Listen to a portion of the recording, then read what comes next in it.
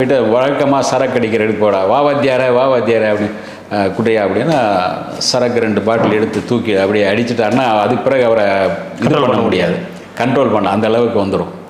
அவர் போகிறாரு. அப்புறம் பார்த்து அந்த குட்டலி எங்கே அவன் குட்டலியில் போனால் அங்கே ஆள் காணும். இல்லை இந்த ஹோட்டலில் உட்காந்து அவன் சாப்பிட போயிருக்கான் அப்படின்னு போகிறாரு. அந்த ஹோட்டல் வாசலில் உட்காந்து ஏதோ அரட்டை அடித்து பேசிகிட்டு இருக்கான். ஓங்கி ஒரு எட்டி உதைக்கிறாரு. மிகப்பெரிய ரவுடி அந்த ஏரியாவில். இவர் பண்ணலாம் ரஜினி, அவருக்கு தான் மார்க்கெட் இருக்குது, பெருசாக இருக்குது, ஓகே அப்படின்னு கூப்பிட்டு முரட்டு காலை பண்ணுறாங்க. 5 லட்ச ரூபா அப்படின்னு ஆகுது. டக்குன்னு உங்களுக்கு பார்த்தீங்கன்னா அடுத்த வாரிசுன்னு ஒரு படம் வருது. அதை கத்தி சண்டையெல்லாம் போட்டு இது பண்ணுறாங்க. அதுக்கு 7 லட்ச ரூபா அப்படின்னு ஆகுது. அடுத்து அவங்களே ரஜினி இவங்களே வேறொரு கழுகு ஏதோ ஒரு படம் பண்ணும்போது 15 லட்ச ரூபா ஆகுது. அது 20, 30 அப்படின்னு வரும்போது 30 இருக்கும்போது மாப்பிள்ளைன்னு இவர் எடுக்கிறார், சிரஞ்சீவி எடுக்கிறார். 40 லட்ச ரூபா மாறுது. டக்குன்னு அதில் சிரஞ்சீவி நடிக்கிறாரு. அதுக்கு பிறகு 40ங்கிற அப்படியே உயர்ந்து மன்னன் நடிக்கும்போது அவருக்கு 1 கோடி ரூபா சம்பளம். பாபா அவருக்கு ஒரு மிகப்பெரிய பாடம். அவருக்கு ஓவர் கான்ஃபிடென்ட் இருந்ததுனால பாபா அவருக்கு மிகப்பெரிய பாடம் தேவையில்லை அப்படின்னு. அதுக்கு பிறகு தான் அவர் இது பண்ணுறாரு. ஓகே நம்ம செலக்ட் பண்ணி ஆகணும், கதை செலக்ட் பண்ணணும். அவர் சொல்கிறதுலாம் இவர் கேட்பார். அந்த சீன் இப்படி இருக்கலாமே அப்படி இருக்கலாமே இவர் சொல்லுவார். அவர் விரும்பினார், ஸ்ரீதேவி விரும்பினார், கல்யாணம் பண்ண கேட்டார். அது இதாகிடுச்சு. அதுக்கு பிறகு தான் லதா அவங்க தில்லுமுள்ளு சமயத்தில் மீட் பண்ணுறாரு. காலேஜ் ஸ்டூடெண்ட்ஸ் வரும்போது அதில் இவங்க பார்க்குறாங்க. இவங்க பார்க்கும்போது நல்லா இருக்கு, அந்த அழகான இருக்குது அந்த பொண்ணு. அந்த கலரை கொஞ்சம் விரும்பினார் அவர்.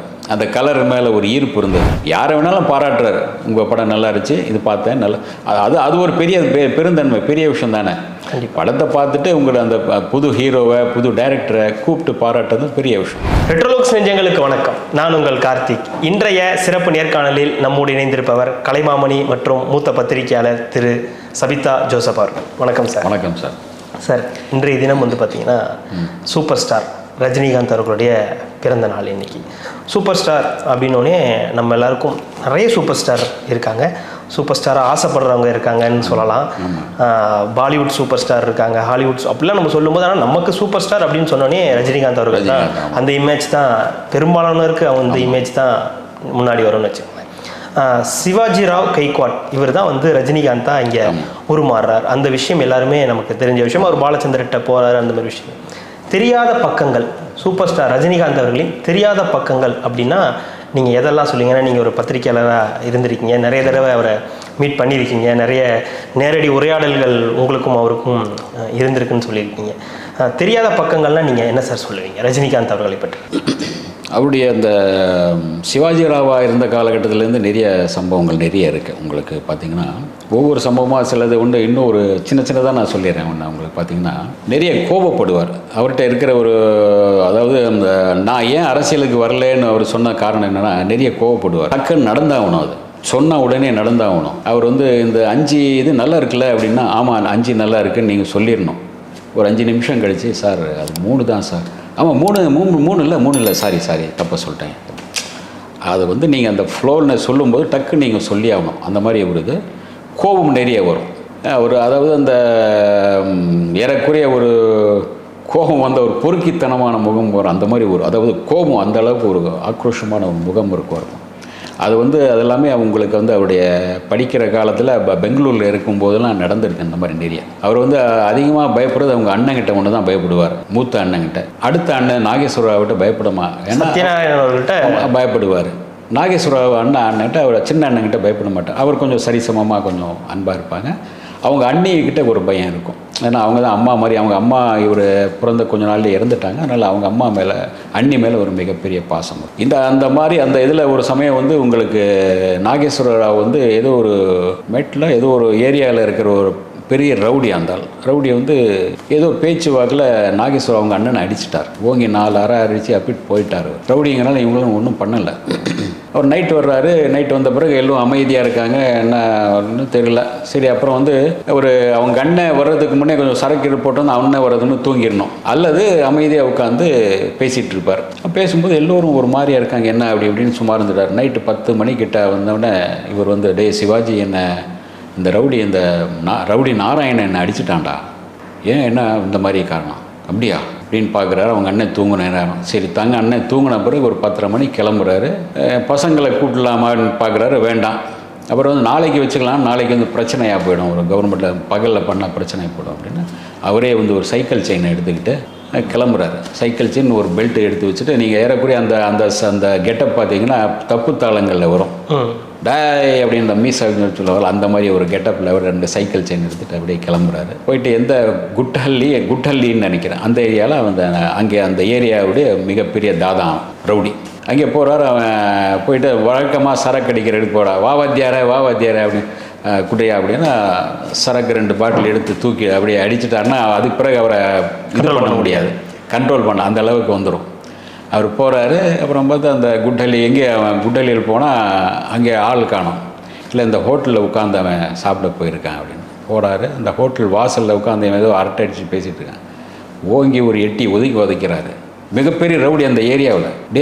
அதுக்கு பிறகு அங்கேருந்து அந்த சரக்கு போட்டப்போ டே நாராயணா அப்படின்னு கத்திக்கிட்டே போகிறார். அங்கே போனால் அவர் இல்லை அந்த ஹோட்டலில் அந்த போய் ஒரு ஓங்கி ஒரு உதச்சி அப்படி சங்கிலியில் அடிக்க ஆரம்பித்து அவனை துரத்தி அதாவது அந்த ரவுடி ஏரியா ரவுடி அவனை போய் ஒரு துரத்தி அடித்து அவனை கை காலில் விழுந்து இது பண்ணி மன்னிப்பு கேட்ட பிறகு வந்தார். அது மறுநாள் காலில் வந்து இவங்க பெரிய அண்ணனுக்கு தெரிஞ்சு ஏன்டா அவனை போய் அடித்த, தேவையில்லாமல் ஒரு பெரிய பிரச்சனை, அதெல்லாம் ஒன்றாகாது அப்படின்னு. அதுக்கு பிறகு அந்த ரவுடியை வரலன்னு வச்சுக்கோங்க. அதாவது ஒத்த நாடி கோபம் வந்துடுச்சு, தன்னுடைய அண்ணனை ஒருத்தன் அடிச்சிட்டார், அவ்வளோ. சினிமாவில் பார்த்தீங்கன்னா இவர் 4 பேர் அடிப்பாரா நம்ம யோசிப்போம் இல்லையா, பண்ணிட்டாரு யோசிப்போம் இல்லையா.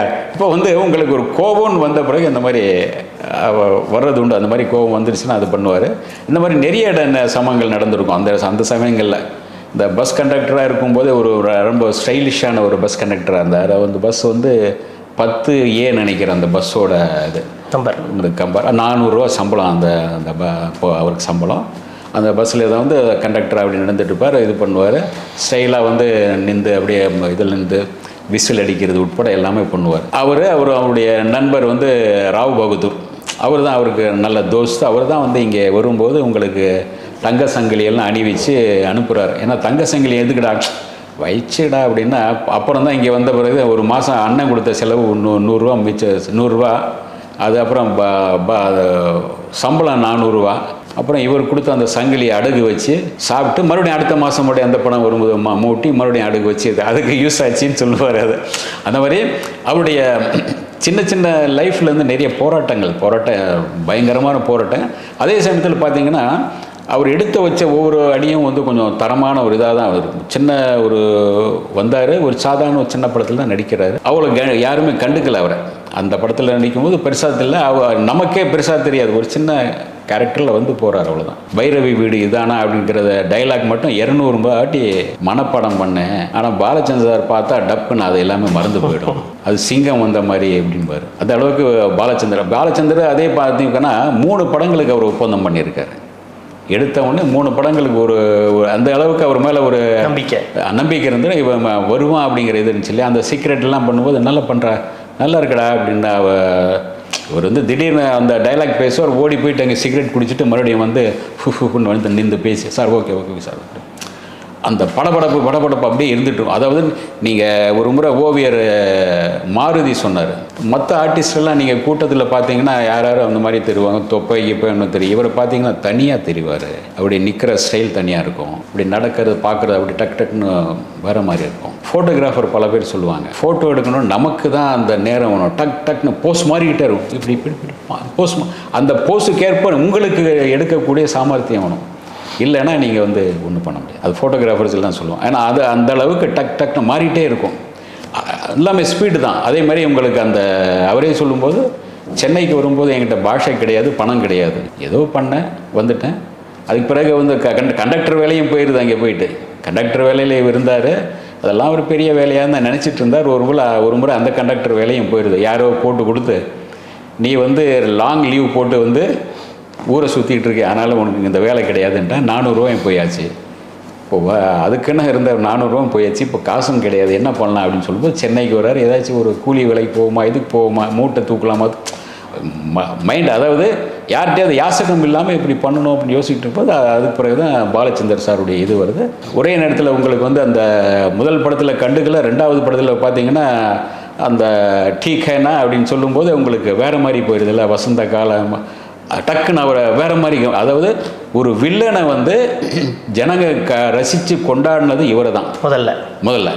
அதுக்கு முன்னே வந்து அதாவது உங்களுக்கு காயத்ரி படத்திலே பார்த்தீங்கன்னா ஸ்ரீதேவி பெட்ரூமில் படுத்திருக்கோம், தாவி போய் எப்படி குச்சி இது பண்ணுவார், பாஞ்சு போய் இது பண்ணுவார்.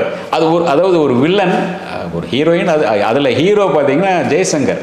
இவர் பண்ணுற அந்த சீனுக்கு பார்த்தீங்கன்னா பயங்கர கிளாப்ஸ். இந்த வேலைக்காரன் அப்படியே சீக்கிரட் ஓடிட்டு ஓங்கி ஒரு அறை விடுவார், அங்கே ஒரு பயங்கர ஒரு கிளாப்ஸ். ஒரு வில்லனுக்கு, ஒரு வில்லன் வந்து ஹீரோ ஆகலாம் அப்படிங்கிறதுக்கு இவர் நம்பிக்கை தரார். அதுக்கு பிறகு தான் பார்த்தீங்கன்னா சத்யராஜ் எல்லாமே வர்றாங்க. ஒரு கருப்பாக இருக்கிறவன் வந்து சின்ன கண் உள்ள ஒருத்தர் வந்து வேகமாக தமிழே பேசுகிற ஒருத்தர் வந்து சூப்பர் ஸ்டார் ஆகலாங்கிறது இவர் நிரூபிக்கிறார். அது 48 வருஷம் ஆயிடுச்சு. பைரவிலேயே அவர் சூப்பர் ஸ்டார்னு போடுறாரு. பைரவி வந்து அவர் ஹீரோவை நடித்த முதல் படம். அப்போல்லாம் அவருடைய சம்பளங்கிறது ரொம்ப கம்மி, 30,000 20,000 ரூபா தான் அவருடைய முதல் சம்பளம். அடிக்கடி வந்து சொல்லுவார் இல்லையா, எனக்கு இந்த சம்பளம் பத்தாது, கொஞ்சம் ஏற்றி கொடுங்க. ஏன்னா அவர் 16 வயது நிலை படத்துக்கே வந்து இந்த சம்பளம் வேணும் அப்படின்னு கேட்ட மாதிரி இதுதான்ப்பா சம்பளம். ஆனால் கமலுக்கு அப்போ அதிக சம்பளம், அடுத்து ஸ்ரீதேவிக்கு, அதுக்கு அடுத்து தான் இவருக்கு 5 நாள் கால் ஷீட் சார். 5 நாள் கால் ஷீட் உங்களுக்கு இருக்குது, நீங்கள் எவ்வளோ கேட்குறீங்க? 5,000 ரூபா கொடுங்கன்ட்டார். 5,000 ரூபா லோ பட்ஜெட் படம் சார், கொஞ்சம் பார்த்து கேளுங்கன்னு பாலாஜி இவரை சொல்லியிருக்காரு. இப்போ 3,000 ரூபா கொடுங்க, அதுவும் அதிகமாக தான், ஒரு 2,000 ரூபா வாங்கி, இல்லை 2,500 ரூபா கொடுங்க. 2,500 ரூபா பேசினாங்க. வந்து 5 நாள் பேசினார், இது பண்ணார். 2,000 ரூபா தான் கொடுத்தாரு. இன்னும் 500 ரூபா வந்து பாரதி சார் அவருக்கு கடனாக இருக்கார். அந்த ஃபங்க்ஷனில் கூட மறுபடியும் பேசும்போது கூட நான் அவருக்கு இன்னும் கடனாக தான் இருக்கேன் 500 ரூபா அப்படின்னாரு. அதுக்கு பிறகு அவர் கொடி பிறகுது அப்படின்னு ஒரு படம் எடுத்தாலும் கூட அது ரஜினிக்கான படமாக இருந்தது. 16 போகல இல்லையா, அந்த சரியா போகல அந்த படம். அது வந்து அது மாஸ் படம், அது போயிடுச்சு. அது வேறு. அதை வந்து அந்த படத்தை பார்த்துட்டு வந்து ஒரு அம்மா சொல்லியிருப்பாங்க, ஏன்பா உன் படம்னு நினச்சி இது ரஜினி படமாக இருக்கேன்னு பாரதி ராஜா கிட்டே சொன்னாங்களாம். அதாவது அந்த மாதிரி மாறி இருக்கும். அது அவர் மாஸ் அது பிறகு அதாவது அவருடைய சம்பளம் ஏறுது சார், கொஞ்சம் கொஞ்சமாக ஏறுது. அதாவது உங்களுக்கு 250, 2,500, 2,000 வருது. என் கேள்விக்கு என்ன, அதாவது இந்த போன ஒரு கேள்விக்குறில் அவருடைய சம்பளம் வந்து 5,000 ரூபா. அதுக்கு பிறகு வேறொரு படம் வரும்போது 25, 30ன்னு வருது. பிரியா சமயத்தில் வந்து அவர் வந்து ஃபாரின் போகணும், இதெல்லாம் இருக்கணும், கால் ஷீட் வேணும் அப்படின்னு கேட்டு பஞ்சவர்ணசலம் இவங்க மேலே ஒரு நல்ல மரியாதை அவருக்கு. அவர் கேட்கும்போது ஏதோ ஒரு 30 சம்பளம் வாங்கிட்டு இருக்கேன் அப்படின்றாரு. என்ன நீ உன் படமெல்லாம் நல்லா போயிட்டுருக்கு, நல்ல விற்பனையாவது, நீ இவ்வளோ சொல்லிகிட்டு இருக்கிய, சரிப்பா இந்த படத்தில் உனக்கு 1,20,000 அப்படின்றார். 1,20,000 ரூபா அப்படின்றார். டக்குன்னு மாறுது. ரொம்ப நாள் கழித்து மறுபடியும் ஏவிஎம் வந்து படம் தயாரிக்க வர்றாங்க. யாரை வச்சு பண்ணலான்னு பஞ்சு வந்து அவங்களுடைய ஆலோசகருக்கு வந்து ஒரு ஆஸ்தான திரைக்கதை குழுவில் இருக்கிறவர், இவர் பண்ணலாம் ரஜினி, அவருக்கு தான் மார்க்கெட் இருக்குது, பெருசாக இருக்குது, ஓகே அப்படின்னு கூப்பிட்டு முரட்டு காலை பண்ணுறாங்க. 5 லட்ச ரூபா அப்படின்னு ஆகுது. டக்குன்னு உங்களுக்கு பார்த்தீங்கன்னா அடுத்த வாரிசுன்னு ஒரு படம் வருது. அதை கத்தி சண்டையெல்லாம் போட்டு இது பண்ணுறாங்க, அதுக்கு 7 லட்ச ரூபா அப்படின்னு ஆகுது. அடுத்து அவங்களே ரஜினி இவங்களே வந்து வேறொரு கழுகு ஏதோ ஒரு படம் பண்ணும்போது 15 லட்ச ரூபா ஆகுது. அது 20, 30 அப்படின்னு வரும்போது 30 இருக்கும்போது மாப்பிள்ளைன்னு இவர் எடுக்கிறார், சிரஞ்சீவி வந்து எடுக்கிறார். 40 லட்சம் மாறுது. டக்குன்னு அதில் சிரஞ்சீவி நடிக்கிறாரு.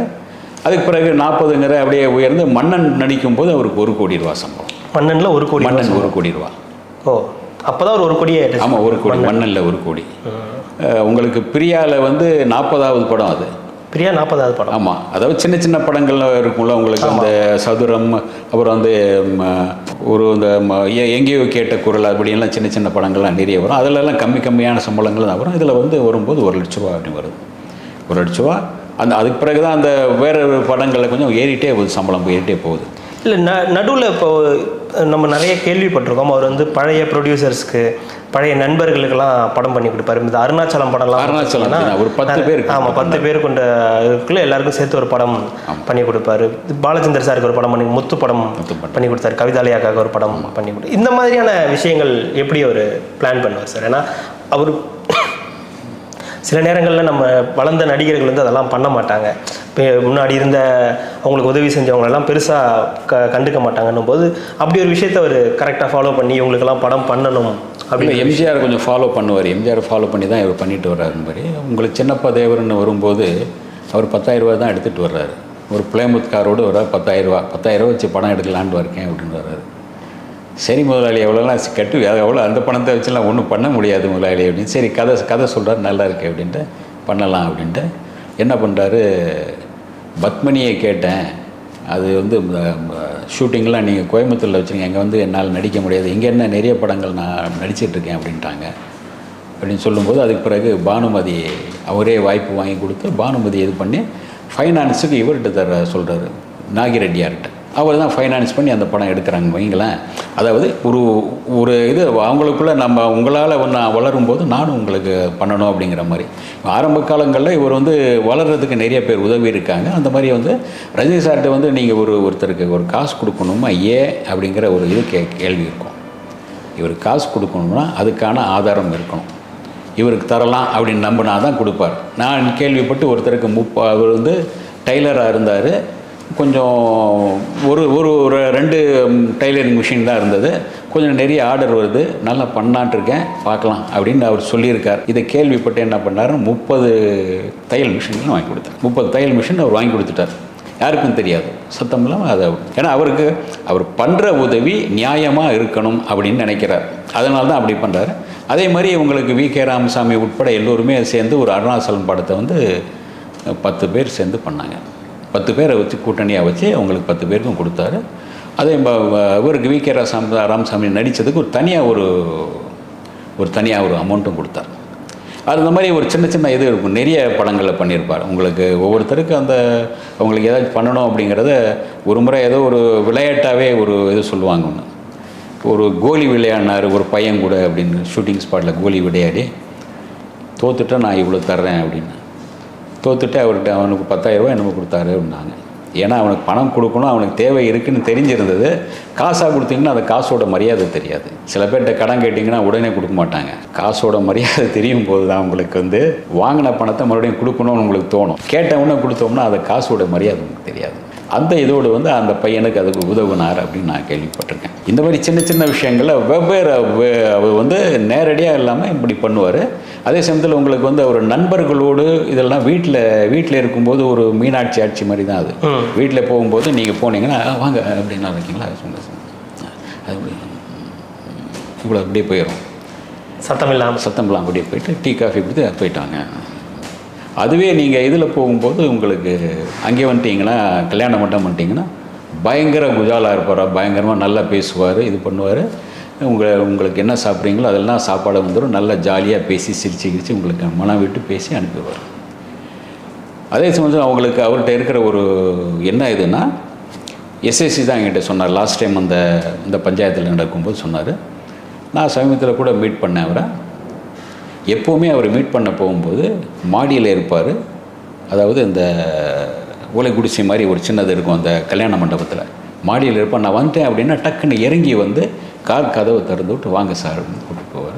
அதேமாதிரி இப்போ மேலே உட்காந்து மறுபடியும் போகும்போது சார் தேவையில்லை, ஆமாம் தேவையில்லை, இல்லை கார் கதவு திறந்து விட்டு யார் வந்தாலும் அது நல்ல பெரிய ஆளோ சின்ன ஆளோ எந்திரிச்சு நின்றால் அந்த வணங்கி அவர் உட்கார்ந்த பிறகு தான் இவர் உட்கார். சில நேரங்களில் கார் வரைக்கும் போயிட்டு அந்த பண்புகள் சின்னதாக அந்த மாதிரி நிறைய உண்டு. அவர் செய்கிறது முறையாக இது சரிதானா, இவங்களுக்கு செய்யலாமா, இவங்களுக்கு செஞ்சால் கரெக்டாக இருக்குமான்னு யோசித்து பண்ணுறவர் அப்படின்னு நான் நினைக்கிறேன். ஏன்னா இதன் மூலமாக தான் எனக்கு தெரியுது. நிறைய வெற்றி படங்கள் கொடுத்துருக்காரு. அதே மாதிரி ரீமேக் படங்களும் அவர் தான் அதிகமாக பண்ணியிருக்கிறதா நான் நினைக்கிறேன். என்னுடைய இதில் வெற்றி படங்கள் அப்படின்னும் போது இப்போது இந்த காலகட்டத்தில் பார்த்தீங்கன்னா வெற்றி படங்கள் கொடுக்குறதுன்றது ரொம்ப சாதாரண விஷயம் கிடையாது. ஏன்னா இப்போ நிறைய சோஷியல் மீடியா இருக்குது. ஒருத்தர் நல்லா இருக்குன்றாங்க, ஒருத்தர் நல்லா இல்லைன்னுவாங்க. இப்போ வசூல் ரீதியாக ஒரு படம் வெற்றி பெற்றால் தான் வெற்றி அப்படின்ற மாதிரியான கணக்கில் வருது. இந்த காலகட்டத்திலையும் அவர் ஒரு படம் பண்ணுறாரு, ஒரு 500 கோடி 600 கோடிக்கு ஒரு ஹிட் கொடுக்குறாரு அப்படின்னும்போது அவருடைய இந்த படங்கள் வெற்றி படங்களாக அவர் தேர்ந்தெடுக்கிறது எப்படி சார்? இல்லை, கதையை நீங்கள் கேட்குறா சார். கதையை கேட்கும்போது அவர் ஃபுல்லாக கதையை கேட்பார், அந்த சீன் எல்லாம் கேட்பார். ஒரு முறை உதாரணமாக அந்த ஆர்.எம். வீரப்பன் தான் அவருடைய படம் தான் நினைக்கிறேன், அந்த பாஷா. அது சமயத்தில் ஏதோ ஒரு பேசிக்கிட்டு இருக்கும்போது டைரக்டர் அந்த சீன் சொல்லும்போது மறந்துட்டார். அப்புறம் இவர் கடகடான்னு சொல்கிறார். இவர் இந்த டைரக்டர் சொல்லும்போது கேட்டு மைண்டில் வச்சுட்டு இந்த சீன் இப்படி வரும்னு சொல்லும்போது இவர் இல்லை இது இப்படி வரும், இது இப்படி போகும் அப்படின்னு. ஆமாம் சார் அப்படின்னு இவர் சொல்கிறாரு. அவரே சுரேஷ் கிருஷ்ணாவே திணறாரு. அதை இவர் சொல்கிறாரு, பரவாயில்லையா அவன் உன்னை விட டைரக்டரியா, உனக்கே தெரியாதெல்லாம் அந்த ஆளுக்கு தெரியுதுயா, எந்த அளவுக்கு ஷார்ப்பாக, அதாவது அந்த கேரக்டரை உள்வாங்கி அதுக்குள்ளே நம்ம எப்படி பயணிக்கணுங்கிறது இருக்கு இல்லையா, அதனால் உள்வாங்குறாரு. இதில் இப்படி வரணும், இப்படி வரக்கூடாது, அவர் டிஸ்கஷன் பண்ணுவார்.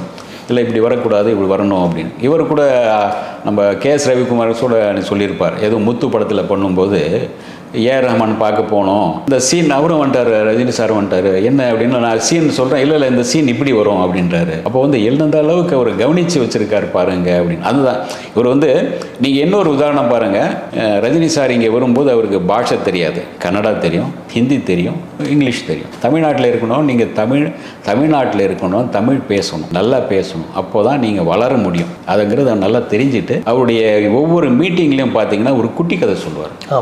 குட்டி கதை ரொம்ப ஷார்ப்பாக, அதே சமயத்தில் அடுக்கு மொழியிலும் சொல்ல மாட்டார், ரொம்ப இயல்பாக ஒரு பாமரன் புரிகிற மாதிரி சொல்லுவார். அப்போ என்ன ஆகும், கமல் பேசுகிற பேச்சை வந்து லாஸ்ட் பத்திரிகைகளை பார்த்தீங்கன்னா லாஸ்ட்டில் போடுவாங்க, இவருடைய பேச்சை ஹெட்டிங்கில் போடுவாங்க. ஈஸியாக புரிஞ்சிடுதில்ல நீங்கள் சொல்கிற வார்த்தை. அதாவது எப்படி புரிஞ்சு வச்சுருக்காரு பாருங்கள். இந்த மக்கள்கிட்ட நம்ம தொடர்பில் இருக்கணும்னா இந்த மக்களுடைய பாஷையில் பேசணும், மக்களுடைய நடையில் பேசணும். மக்களுடைய தமிழில் பேசணுங்கிறது வேறு இல்லை, தமிழ் எளிமையாக அந்த மக்களுக்கு புரிகிற மாதிரி பேசணும். இப்போ எம்ஜிஆர் எடுத்துக்கிட்டிங்கன்னா உங்களுக்கு எந்த படத்தை எடுத்துக்கிட்டாலும் கூட ஒரு முறை திருடாதே சமயத்தில் சொல்கிறாரு, ஒரு படத்தை வந்து பல லட்ச ரூபா செலவு பண்ணி படம் எடுக்கிறோம், அதுக்கு டைட்டில் வந்து நல்லா இருக்கணும், அந்த டைட்டிலே வந்து படத்தை பற்றி ஒரு பேர் சொல்லணும் அப்படின்ட்டு. அப்புறம் வந்து அந்த திருடாதே அப்படின்னு அந்த பாக்கெட் மாறுங்கிறதான் ஹிந்தியில், அது வந்து திருடாதே அப்படின்னு வச்சாங்க. அதுக்கு 500 ரூபா பரிசு கொடுத்துருக்காங்க. அந்த காலத்துலேயே 500 ரூபாங்கிறது இன்றைக்கி வந்து 1 லட்சத்துக்கு சமம் ஆகுது. அதாவது அவர் சொல்லுவார், ஒவ்வொரு படத்துக்கும் அவர் டைட்டில், ஒவ்வொரு படத்துடைய டைட்டிலும் நீங்கள் பார்த்தீங்கன்னா ஈஸியாக யாரும் உச்சரிக்கலாம். அதே மாதிரி அவருடைய படத்துடைய கதாபாத்திரத்துடைய பேரும் வந்து இன்றைக்கி பார்த்தீங்கன்னா பல வகையில் இருக்கும். விக்னேஷ், அக்னேஷ் அப்படி இப்படின்னு இருக்கும். ராமு, ஜோசப், அப்துல்லா, இதெல்லாம் ஈஸியாக வாயில் வந்துடுதில்ல. அப்துல்லாங்க ஜோசப்ங்கிறது வாயில் வந்துடுதில்ல. சோமு, சந்திரன், சூரியன், இந்த மாதிரி தான் இருக்கும் அவருடைய அவருடைய படங்களுடைய எல்லா. வடிவேலன், வேலன், இந்த மாதிரி. அவர் முருக பக்தர் எம்ஜிஆர். அதனால் இந்த மாதிரியான இந்த ஈஸியாக வாயில் நுழையக்கூடியது. அந்த மாதிரி தான் ரஜினி சாருடைய எளிமை. அதாவது இந்த மக்களுக்கு, தமிழ்நாட்டு மக்கள், தமிழ் மக்களோட உணர்வு எப்படி அந்த இதோடு பேசினா தான் இதாகும். அந்த மாதிரி அந்த பேச்சில் அவர் இதானார். அதே மாதிரி கதைகளும் உருவாக்கும் போது அவர் என்ன சொல்லுவார்னா, இந்த படத்தை வந்து தயாரிக்கிறவர் சம்பாதிக்கணும், தேட்டருக்காரங்க சம்பாதிக்கணும், டிஸ்ட்ரிபியூட்டர் சம்பாதிக்கணும், நான் மட்டும் இல்லை. அது ஒரு கலை தானே சார். இப்போ ஒரு பாஷை தெரியாமல் ஒரு ஊர்லேருந்து வந்து இங்கே வந்து இது பண்ணும்போது அதில் இருக்கிற டெடிகேஷன், அந்த டெடிகேஷன் ஒரு பக்கம் இருந்தாலும் அந்த கதை வந்து இப்படி தான் இருக்கணும். ஏன்னா ஒரு கட்டத்துக்கு மேலே ஒரு வில்லன்லேருந்து ஹீரோவாக மாறிட்டார், அதுக்கப்புறம் மாஸ் ஹீரோவாக மாறுறாரு, அதுக்கப்புறம் ஒரு காம்படிஷனுக்குள்ளே வராரு.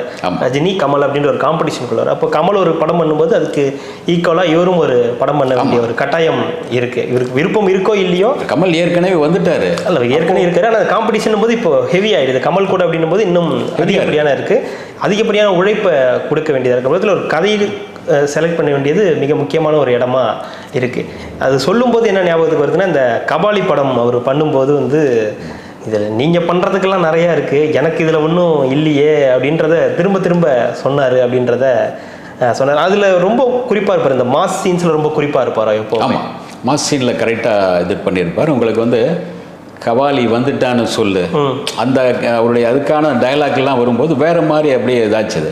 அன்றைக்கி வந்து கபாலி அந்த படம் வந்து பார்த்திங்கன்னா அவருடைய ஒவ்வொரு படத்துடைய கலெக்ஷன் பார்த்திங்கன்னா வெவ்வேறு லெவலில் அந்த முரட்டு காலை தான் முதல் வந்து ஹையஸ்ட் கலெக்ஷன் தமிழ் சினிமாவில். அன்றைக்கி வந்து 5 கோடியோ 10 கோடியோ என்னும் கலெக்ஷன். அது 10 கோடி என்னும் 15 கோடி 15 இல்லை 20 கோடி கலெக்ஷன். அது அப்போவே அது 16 வயதுலேயே 15 கோடி கலெக்ஷன் அன்றைக்கி. அப்புறம் வந்து அவருடைய ஒவ்வொரு கலெக்ஷனும் பார்த்தீங்கன்னா ஓவர்டேக், அது இவருக்கு கமலுக்கும் ரஜினிக்கும் பயங்கர போட்டியில் வரும். அவரை ஓவர்டேக் பண்ணிட்டு வந்துகிட்டே இருப்பார். அண்ணாமலை சமயத்தில் பார்த்தீங்கன்னா அண்ணாமலை பாட்ஷா வந்து எங்கேயோ ஓவர்டேக் பண்ணி எங்கேயோ போயிட்டார். இவருக்கு ஒவ்வொரு படத்துக்கும் பார்த்தீங்கன்னா நல்லவனுக்கு நல்லவன் இவர் நடிச்சிருப்பார், அவர் வேற ஒரு படம் நடிச்சிருப்பார். அந்த படம் சுமாராக போயிருக்கும், இவரோட படம் சூப்பர் ஹிட்டாக போயிருக்கும். ஆனால் கமலுக்காக தானே ஒரு ரூட்டே அவர் மாற்றிக்கிட்டார். ஆமாம், கமலுக்கான ஒரு போட்டி 2 பேருக்கும் போட்டி நடந்து ஒவ்வொரு கடந்த காலங்களில் பார்த்தீங்கன்னா தீபாவளிக்கு இவங்க 2 பேர் படங்கள் தான் வரும். உதாரணமாக ஒரு இதாக வச்சுக்கினா நான் வந்து இந்த படம் வச்சு ராஜபார்வை 100வது படம் வருது, இவருக்கு வேறு ஒரு இது 100வது படம் அவருக்கு சரியாக போகல, இவருக்கும் போகல.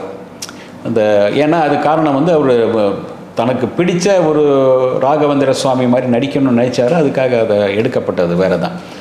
அதுக்காக அந்த இழப்பு பற்றி அது பெருசாக அவர் எடுத்துக்கல, ஏன்னா தன்னோட விரும்பின ஒரு இது இல்லை அது. அதே மாதிரி உங்களுக்கு மும்பை எக்ஸ்பிரஸ்னு கமல் சார் இது பண்ணார். இது சந்திரமுகி வந்து இவர் சந்திரமுகி வந்து 800 சொச்சனா இல்லை மும்பை எக்ஸ்பிரஸ் டோட்டல் ஃபெயிலியர் ஆகிடுச்சு. இந்த மாதிரி அவர் 2 பேருக்குள்ளே வரும். ஃபைனலாக கடைசியாக வந்தது பார்த்தீங்கன்னா உங்களுக்கு அவருடைய ஏதோ ஒரு படம் 300 கோடி என்னமோ இவருடைய ஒரு படம் 300 கோடி வந்துச்சு. அதாவது அந்த கபாலி வந்து 295 கோடி ரூபா கலெக்ஷன். அதுக்கு பிறகு இவருடைய படம் வந்து அதை முறியடிக்கணும்னு பார்த்தா அதுக்கு பிறகு தான் இந்த இது விக்ரம் வந்து முறியடிச்சு. விக்ரம் வந்து 450 கோடி 450 கோடி அதை முறியடிச்சது தான் இது வந்துச்சு. ஜெயிலர் முறியடித்தது. இப்போ ஜெயிலரை முறியடிக்க இவர் வந்து இந்தியன் 2ல் வந்து முறியடிக்கணும். இவங்களுக்குள்ள சத்தம் இல்லாமல் ஒரு இது இருக்குது, போயிட்டு தான் இருக்குது, வார் இருக்குது, போயிட்டே இருக்குது. அதே மாதிரி கமல் சாருடைய முதல் ஷூட் இதில் அந்த பைரவி வீடு எங்கே அப்படின்னு கேட்கும்போது கேட்பார். இவர் வந்து மேலே உட்காருங்க அப்படின்லாம் போவார்ல, டக்குன்னு அந்த சீன் போகும் பாருங்க. அப்போ வந்து இவர் சொல்லியிருப்பார், கமல் சாருடைய முதல் அந்த நடிப்பு பார்த்து நான் அசந்து போயிட்டேன். நான் எப்போ இப்படி நடிப்பேன்? ஒரு சூப்பர் ஸ்டாராக இருந்து சொல்கிறாரு. பல மேடைகள் அவர் சொல்லியிருக்காரு. ஏன்னா உங்களுக்கு வந்து அந்த ஒரு உங்கள்கிட்ட இருக்கிற ஒரு நல்ல தன்மை ஏதோ அதை நான் வந்து சுவாகரித்தா தான் நான் வளர முடியும். அதுதான் பாலச்சந்திர சாரே இவர்கிட்ட கேட்குறாரு, உங்களுக்கு பிடிச்ச டைரக்டர் யார் அப்படின்னு. அவர் நீங்கள் தான் சொல்லிட்டு போனால் ஐஸ் வைக்கிற மாதிரி போயிருக்கலாம். அவர் என்ன அப்படி சொல்லலை, டைரக்டர் மகேந்திரன் அப்படின்ட்டார். ஏன்னா டைரக்டர் மகேந்திரன் இவர் வேறு மாதிரி காட்டியிருப்பார். நீங்கள் வந்து முள்ளும் மலரும் பார்த்தீங்கன்னா இவர் வேற ஒரு லெவலில் இந்த கபாலி, இந்த காளி இந்த காளி கெட்ட பையன் சார் இந்த காளி அப்படின்னு சொல்லும்போது ஒவ்வொரு சீன்லேயும் வெவ்வேறு மாதிரி மிரட்டியிருப்பார். அதே மாதிரி ஜானி எடுத்திங்கன்னா ஜானியில் வேறு மாதிரி ட்வின் ரோல் வரும். ரெண்டுக்குமே ஒரு 2 வெரைட்டியாக கொடுப்பார். அதனால் இவருக்கு அந்த யார் அவர் தெரிஞ்சிருக்குல்ல, இந்த டைரக்டர் பண்ணுறாரு, இவர் இப்படி பண்ணுறாருன்னு தெரியுது. அதே மாதிரி உங்களுக்கு தம்பிக்கு எந்த ஊர் பண்ணும்போது காமெடி நல்லா இருக்கும், ஒர்க் அவுட் ஆகுமா சார் அப்படின்றாரு இவர்கிட்ட டைரக்டர்கிட்ட ராஜசேகர் சார். இல்லை சார் நீங்கள் பண்ணுங்கள் நல்லாயிருக்கும் அப்படின்னு. அதுக்கு பிறகு பண்ணுறாரு. பார்த்தீங்கன்னா சூப்பர் ஹிட் ஆகுது காமெடி. அந்த படம் சூப்பர் டூப்பர் ஹிட். அதுக்கு பிறகு பார்த்தீங்கன்னா அந்த பாம்பு வருது, காமெடியில் நிறைய, அதாவது ஒரு சூப்பர் ஸ்டார் வந்து காமெடி பண்ணலாமான்னு இல்லை, தில்லுமுள்ளு மிகப்பெரிய வெற்றி. அதாவது அந்த ஒரு ஆக்ஷன்னு வந்து ஒரே ஆக்ஷன் ஹீரோவாக இல்லாமல் ஒரே மாதிரி போகாமல் மாறி வந்திருக்குல்ல, ஒவ்வொரு சேனலில் கொஞ்சம் மாறி வந்திருக்கும். உங்களுக்கு மனிதன் இதில் வந்திருக்கும். அந்த நேரத்தில் நாயகன், மனிதனுக்கு ஆப்போசிட்டாக நாயகன் வருது. நாயகன் என்னென்னமோ பேசுகிறாங்க, கலெக்ஷன் ஓப்பன் ஆகிட்டே இருக்குது. மனிதன் வருது, மனிதன் ஸ்லோவாக இருக்குது. பார்த்தீங்கன்னா அதை ஓவர்டேக் பண்ணி மனிதன் வந்தாச்சு. வெள்ளி விழா இது வந்திருக்கு, 100 நாள் ஓடி இருக்குன்னு வைங்க. இதை விட கலெக்ஷன் எங்கோ போயாச்சு. எம்ஜிஆர் சிவாஜிக்கு எப்படி அந்த காலத்தில் இருக்குமோ அந்த மாதிரி எம்ஜிஆர் வந்து வேட்டைக்காரன் வந்து 20 நாள் 25 நாள் எடுக்கப்பட்ட படம். கர்ணன் வந்து 50 நாள் எடுக்கப்பட்ட ஒரு கலெக்ஷன், நல்ல ஒரு பிரம்மாண்டம், நல்ல செலவு பண்ணி சுமாராக செலவு பண்ணி எடுக்கப்பட்டது வேட்டைக்காரன். பார்த்தீங்கன்னா தியேட்டரில் வந்து இங்கே கூட்டம் குவிது, அங்கே கூட்டம் ஒன்றுமே இல்லை. இது மாதிரி தான் அவர் ரஜினி சார் அவருக்கான ஒரு மாசு அப்படின்னு சொல்லி அந்த மாதம் வந்து தக்க வச்சுக்க வேண்டியிருக்கு. 48 வருஷம் ஆகுது போகுது ஃபீல்டுக்கு வந்தவர். நான் வந்து ஒவ்வொரு படத்துலையும் தக்க வச்சுக்க வேண்டியிருக்கு. இன்னும் நான் புதுசாக இருக்கேன், இன்னும் நான் வந்து இப்போ தான் புதுசாக வந்திருக்கேன் அப்படின்னு நினச்சா தான் உங்களுக்கு முடியும். என்னால் முடியும் அப்படின்னு. பாபா அவருக்கு ஒரு மிகப்பெரிய பாடம். அவருக்கு ஓவர் கான்ஃபிடென்ட் இருந்ததுனால பாபா வந்து அவருக்கு மிகப்பெரிய பாடம் தேவையில்லை அப்படின்னு. அதுக்கு பிறகு தான் அவர் இது பண்ணுறார். ஓகே, நம்ம செலக்ட் பண்ணி ஆகணும், கதை செலக்ட் பண்ணணும். அவர் சொல்கிறதுலாம் இவர் கேட்பார். அந்த சீன் இப்படி இருக்கலாமா அப்படி இருக்கலாமா இவர் சொல்லுவார். ஆனால் அதுக்கப்புறம் அந்த இசை மியூசிக் பாடல் கூட உட்காருவார். ஏன் இந்த பாடல் இதுவும் சுமாராக இருக்கே, இதை வச்சுக்கலாமா தேவா சார், அப்படி வச்சுக்கலாமா சார். ஆமாம், உங்களுக்கு அதாவது நீங்கள் ஒரு ஹீரோவாக இருந்து நீங்கள் இன்வால்வ் ஆனால் தான் நீங்கள் வந்து உங்களை என்ன. ஏன்னா சந்திரமுகி படத்துலேயே கூட வந்து வித்யாசாகருக்கு வந்து அவர் வந்து முதல்ல இல்லை வேற யாராவது பார்க்கலாம், ரகுமான்கிட்ட போகலாம் அப்படின்ற மாதிரியான சொன்னதாகும். இல்லை அதுக்கப்புறம் இல்லை கண்டிப்பாக நல்லா பண்ணுவார்னு சொன்னது. ஏன்னா அவர் ஜோதிகாவுக்கே ஒத்துக்கல. ஆமாம், சிம்ரன் தான் போடணும், சிம்ரன் தான் கரெக்டாக இருப்பாங்கன்னு சொல்லி ஜோதிகாவுக்கு அதுக்கப்புறம் அவரே சொல்லிட்டாரு, நான் மன்னிப்பு கேட்கணும், நான் ஜோதிகா வந்து அப்படி நினைக்கல, பின்னிட்டாங்க அவங்க, இல்லைன்னா அந்த படமே இல்லை அப்படின்ற மாதிரி நிறைய விஷயங்கள் சொல்லியிருந்தார். ஆனால் அதுக்கப்புறம் கொஞ்சம் கொஞ்சமாக அவர் இந்த லிங்காவுக்கு அப்புறம் அவர் கொஞ்சம் டோட்டலாக சேஞ்ச் ஆகிட்டார். ஏன்னா லிங்கா வரைக்கும் அவர் வந்து பண்ண படங்கள் அத்தனை பேருமே வந்து பழைய டைரக்டர்கள் தான். K S Ravikumar, P Vasu அப்படின்ற இது. அதுக்கப்புறம் இந்த கபாலிக்கு அப்புறம் தான் அவர் இந்த யங்ஸ்டர்ஸ்க்கே வராரு. அந்த லிங்காவின் தோல்விக்கு பிறகு தான் அவர் வந்து ஒரு யங்ஸ்டர்ஸ் பக்கமே திரும்புறாரு. பா ரஞ்சித், கார்த்திக் சுப்ராஜ், இப்போ லோகேஷ் கனகராஜ் கூட ஒரு படம் பண்ணுறாரு, தாசே ஞானவேல் கூட ஒரு படம் பண்ணுறாரு. இந்த மாற்றத்தை எப்படி பார்க்குறீங்க சார்? இல்லை, அவர் வந்து புதுசாக நம்ம வந்து இப்போது அவர்கிட்ட ஒரு இன்னொரு ரகசியம் ஒன்று இருக்கு. நான் அதை சொல்லி தான் ஆகணும் உங்களுக்கு. அவருடைய தொழில்நுட்ப ரகசியம் தான். ஒவ்வொரு படத்துக்கும் என்ன பண்ணுவார்னா அடுத்த படம் என்னங்கிறது அவர் தான் அறிவிப்பார். டைரக்டர் அறிவிக்க மாட்டாங்க, கம்பெனியில் அறிவிக்க மாட்டாங்க. இமயமலையில் இருந்தாலும் கூட அடுத்த படம் இன்னார் டைரக்ஷன், படத்தோட பேர் இது, இன்னார் டைரக்ஷன் அப்படின்னு அவர் சொன்ன பிறகு தான் டைரக்டரும் ஆமாம் அப்படிம்பார். அது வரைக்கும் அவர் சொல்ல மாட்டார், சொல்லக்கூடாது. அதே மாதிரி வந்து அவர் என்ன பண்ணுவார்னா, அந்த சமயத்தில் எந்த ஹீரோயின் பீக்கில் இருக்காங்க, தெலுங்குலேயே தமிழில் யார் இருக்காங்க பார்ப்பார், எந்த காமெடியன் பீக்கில் இருக்கான்னு பார்ப்பார், எந்த மியூசிக் டைரக்டர் பீக்கில் இருப்பார்னு பார்ப்பார். அந்த மாதிரி அந்த வேறு சப்போர்ட்டிங் ஆர்டிஸ்ட் யார் என்ன இப்படி இருக்காங்க பார்ப்பார். ஓகே, இவங்களெல்லாம் போட்டு இது பண்ணுங்க. இந்த ஐஸ்வர்யா ராய் கூட நடிக்கணும் அப்படின்றது ரொம்ப நாள் ஒரு ஆசையாக இருந்துச்சு. அப்படின்றது நான் பரவலாக ஒவ்வொரு படத்துக்கும் பேசுவாங்க ஐஸ்வர்யா ராய் அப்புறம் இருக்க மாட்டாங்க. கடைசியாக ஒரு எந்திரனில் வந்து ஐஸ்வர்யா ராய் கூட நடித்தார். உண்மையாகவே ஒரு ஐஸ்வர்யா ராய் கூட நடிக்கணுன்ற ஒரு இல்லை, நிறைய பேருக்கு அந்த மாதிரி எதிர்பார்ப்பு இருக்குது. விஜய்க்கும் அந்த மாதிரி எதிர்பார்ப்பு இருந்து அது இல்லாமல் போயிடுச்சுன்னு வைங்களேன். ஒரு இருக்கும், அதாவது அவருக்கு வந்து அந்த சில பேர் கருப்பாக இருக்கிறவங்க வெள்ளையாக இருக்கும்போது கொஞ்சம் பிடிக்கும், ஈர்ப்பு இருக்கும். இவருக்கே வந்து ஸ்ரீதேவியை கல்யாணம் பண்ணதான் விரும்பினார். ஸ்ரீதேவியை கல்யாணம் பண்ணன்னு விரும்பினார். அவங்க அம்மா வரைக்கும் போய் கேட்டு அவங்க வந்து இல்லைன்ட்டாங்க. இப்போது நடிச்சிட்ருக்கு, பீக்கில் இருக்காது, நடிச்சிட்ருக்கு. ஏன்னா பொன்முட்டையிற வார்த்தை அவ்வளோ சீக்கிரம் யாரும் இது பண்ண மாட்டாங்கள்ல, அவங்க முடியாதுன்ட்டாங்க. ஒரு வேளை அவர் முடிஞ்சிருந்தால் அவர் இங்கே இருந்திருப்பாங்கன்னு நினைக்கிறேன். அது வேறு. அவர் விரும்பினார், ஸ்ரீதேவி விரும்பினார், கல்யாணம் பண்ண கேட்டார். அது இதாகிடுச்சு. அதுக்கு பிறகு தான் இவங்க லதா அவங்க வந்து தில்லுமுள்ளு சமயத்தில் மீட் பண்ணுறாரு. காலேஜ் ஸ்டூடெண்ட்ஸ் வரும்போது அதில் இவங்க பார்க்குறாங்க. இவங்க பார்க்கும்போது நல்லா இருக்கு, அந்த அழகான இருக்குது அந்த பொண்ணு. அந்த கலரை கொஞ்சம் விரும்பினார் அவர். அந்த கலர் மேலே ஒரு ஈர்ப்பு இருந்தது. அதனால தான் ஸ்ரீதேவி இவங்க அப்படின்னு அந்த பார்த்தீங்கன்னா ஐஸ்வர்யா ராய்ங்கிறது ஒரு உலக அழகி, ஒரு கலர் அது இருக்கு இல்லையா, அந்த இதுதான். அதே மாதிரி இவரும் சூர்யா இவர் சொன்னால நம்ம அந்த விஜய் கூட அவர் கூட நடிக்கணும்னு நினச்சார். அது வேற ஒரு கதை, அது தான் இன்னொரு வாட்டி நான் சொல்கிறேன். கண்டிப்பாக அந்த மாதிரி ஒவ்வொருத்தர் அந்த ஈர்ப்பு இருக்கும். அதே சமயத்தில் வந்து உங்களுக்கு அந்த படத்துக்கு நான் சொன்னாலே அந்த ப்ளஸ் எல்லாம் இருக்கும்போது அந்த படத்தை ஈஸியாக கொஞ்சம் எளிமையாக்கும், வெற்றியை எளிமையாக்கும். அந்த பீக்கில் இருக்கிற director, music director AR Rahman வர்றாரு, இப்போ கவுண்டமணி செந்தில், அதுக்கு பதிலாக வடிவேலு வர்றாரு, வடிவேலுக்கு பதிலாக செந்தில் இவன் சந்தானம் வர்றாருன்னு சொல்லும்போது அந்த நேரத்தில் பீக்கில் இருக்கார். இவர் போடும்போது இவரால் இன்னும் அந்த படத்துக்கு கொஞ்சம் ப்ளஸ், வெற்றியை எளிதாக்குது. இவர் மேலே எல்லாமே இவர் மேலே தான் போடுவாங்க. ஆனால் இவங்களெல்லாம் சேரும்போது அந்த வெற்றியை வந்து இன்னும் கொஞ்சம் எளிதாக்கி ஈஸியாக கொண்டு வந்துடுறாரு. இதுதான் அவருடைய வெற்றியுடைய சுட்சமும். அது அப்படி ஒவ்வொரு படத்துக்கும் நம்ம பார்க்குறது தான் நான் சொல்கிறோம். ஏன்னா அதை வச்சு தான் சொல்கிறோமே தவிர ஒவ்வொரு படத்துலையும் இப்படி தான் செலக்ட் பண்ணிட்டு வர்றாரு. ஒவ்வொரு டைரக்டரும் அதே மாதிரி பண்ணுறாரு. இவர் ரஞ்சித் என்ன பண்ணியிருக்காரு, சரி அவர் சொல்கிற கதை சொல்கிற முறை என்ன, அதேமாதிரி இவர் நம்ம கார்த்திக் சுப்புராஜ் அவர் அவர் ஒரு ரசிகனாக இருந்து பண்ணதுனால பார்த்தீங்கன்னா அந்த படம் வந்து வேறு லெவலில் இருக்கும் பேட்டை. ஏன்னா அது பழைய ரஜினி அவர்களை பார்த்த மாதிரி எல்லாருக்குமே ஒரு ஃபீல்டு இருந்துச்சு இல்லை. அந்த மாதிரி அதுதான் இவர் பார்க்குறாரு. இவர் பார்க்கும்போது சரி இவன்கிட்ட ஒரு தாட் இருக்குது, இவன்கிட்ட ஒரு இது இருக்குது. என்ன பண்ணுவார், யார் வந்து சேரன் கூட கதை கேட்டிருப்பாரு, இவர் கூட கேட்பாரு, அவங்க சொல்கிற கதை கேட்பாரு அப்படின்றது தான் கேட்பார். என்னென்னா இவர் வந்து ஒவ்வொருத்தட்ட என்ன தாட்டு நீங்கள் பேசும்போது தெரிஞ்சுக்கலாம். இப்போ பேசும்போது ஒரு சில பேர் அறிமுகம் பண்ணும்போதே எப்படி இவங்க யார் என்னன்னு தெரிஞ்சிடும். அந்த மாதிரி அவங்க பேசும்போது என்ன இவங்ககிட்ட என்ன இருக்குது, சப்ஜெக்ட் எப்படி வாங்கலாம் இவங்ககிட்ட இது அப்படிங்கிற மாதிரி தெரிஞ்சுட்டு தான் அது ஒரு இது பண்ணுறாரு. யாரை வேணாலும் பாராட்டுறாரு, உங்கள் படம் நல்லா இருந்துச்சு, இது பார்த்தேன் நல்லா. அது ஒரு பெரிய பெருந்தன்மை, பெரிய விஷயம் தானே. படத்தை பார்த்துட்டு உங்களை அந்த புது ஹீரோவை புது டைரக்டரை கூப்பிட்டு பாராட்டுறது பெரிய விஷயம். சேரன் உட்பட எல்லோரையும் அந்த மாதிரி பாராட்டியிருக்கார். இன்று வரைக்கும் அதை மெயின்டைன் பண்ணுறார். பாலச்சந்தர் அது பண்ணுவார். பாலச்சந்தர் எது வேணாலும் ஒரு கடிதம் போட்டுருவார். ஒரு கடிதம் போட்டோம்னா அவங்கள பற்றி நியூஸ் வந்துச்சுன்னா அதில் பலகைகளை ஒட்ட வச்சுருப்பார் பாலச்சந்தர். அதை ஃபாலோ பண்ணி தான் கமல் வந்து தன்னை பற்றி எந்த நியூஸ் வந்தாலும் அதை அவருடைய ஆஃபீஸில் இத்தூண்டு பிட் நியூஸ் வந்தாலும் ஆஃபீஸில் வந்து பத்திரிக்கை வாங்கிடுவாங்க. அதை வாங்கி அதை செட் பண்ணி வச்சுருவாங்க. அவர் பார்வைக்கு போயிடும்.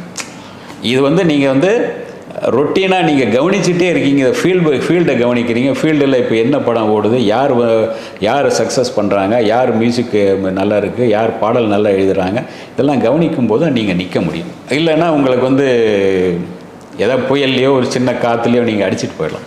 நான் தான் எனக்கு தான் தெரியும் என்னை வச்சே எல்லாமே அப்படின்னு நினச்சிட்டிங்கன்னா இதாகிடும். தொடர்ந்து நீங்கள் சொல்கிறது போது புரியுது. ஏன்னா அவர் ஆரம்பித்த காலகட்டம் வந்து பார்த்தீங்கன்னா கருப்பு வெள்ளை காலகட்டத்தில் தான் அவர் ஆரம்பிக்கிறார். அதுக்கப்புறம் கலர் வருது, அதுக்கப்புறம் தொழில்நுட்பங்கள்லாம் மாறுது, அப்புறம் 3D தொழில்நுட்பம் வரைக்கும் அவர் நடிச்சிட்டார். கோச்சடையான்ற ஒரு படம் கூட அவர் நடிச்சிட்டார். கிட்டத்தட்ட எல்லா ஃபார்மேட்லேயும் அவர் நடித்த ஒரு நடிகர். இந்த கார்ட்டூன் வர்ற படமும் அவர் தான் நடிச்சிருக்காரு, ஃபர்ஸ்ட் அவர் தான் பண்ணியிருக்காரு. அந்த மாதிரி படங்களும் அவர் பண்ணிட்டார். அதனால அவர் தொடர்ந்து சூப்பர் ஸ்டாராகவே இருக்கார் அப்படின்றத, அது அதுக்கான உழைப்பு இருக்குல்ல, உழைப்பு கொடுத்துருக்காரு. ஏன்னா திடீர்னு ஒருத்தட்ட பட்டம் கொடுக்குறது பட்டம் வாங்குறது இல்லை, அந்த பட்டத்தை நீங்கள் தக்க வச்சுக்கிறது. இப்போ வந்து பட்டம் கொடுக்கறது வேற. அவருடைய காலகட்டத்திலேருந்து நிறைய நடிகர்கள் இருக்காங்க அவர் கூட. தொடர்ந்து நம்ம அவரோட காலகட்டத்திலேருந்து பார்த்தோம்னா, அந்த காலகட்டத்திலேருந்து பார்த்தீங்கன்னாலே ஜெய்சங்கர், சிவாஜி, எம்ஜிஆரை தவிர அதுக்கு அடுத்து உள்ள நடிகர்கள் எல்லாருமே ஒரு காம்படிஷனாக இருந்திருக்காங்க. அதுக்கப்புறம் விஜயகாந்த், சரத்குமார், சிவகுமார் வந்து இவங்க வரும்போது சிவகுமார் 100 படம் தாண்டிட்டார். இப்படின்னு பல நடிகர்களை தாண்டி அந்த பட்டத்தை வந்து இன்னமும் அவர் தக்க வச்சுக்கிட்டு இருக்காரு அப்படின்றது அவருடைய உழைப்பு அப்படின்றது தெரியுது. அவருக்கு நம்மளுடைய பிறந்தநாள் வாழ்த்துக்கள் நம்மளும் தெரிவிச்சுக்கலாம். மிக்க நன்றி சார். இவ்வளோ நேரம் உங்களுடைய நேரத்தை ஒதுக்கி எங்களுக்காகவும் ரெட்ரோலுக்ஸ் நேயர்களுக்காகவும் சூப்பர் ஸ்டார் ரஜினிகாந்த் அவர்களை பற்றி தெரியாத பல விஷயங்களை பகிர்ந்தமைக்கு ரெட்ரோலுக்ஸின் சார்பாக மிக்க நன்றி. நன்றி. சூப்பர் ஸ்டார் என்ற ரசிகர்களுக்கும் சூப்பர் ஸ்டாருக்கும் எங்களுடைய மனம் திறந்த நல்வாழ்த்துக்கள். அவர் நீண்ட ஆயுளோடும் நல்ல ஆரோக்கியத்தோடும் இருக்கணும்னு நாங்களும் கேட்டுக்கொள்கிறோம்.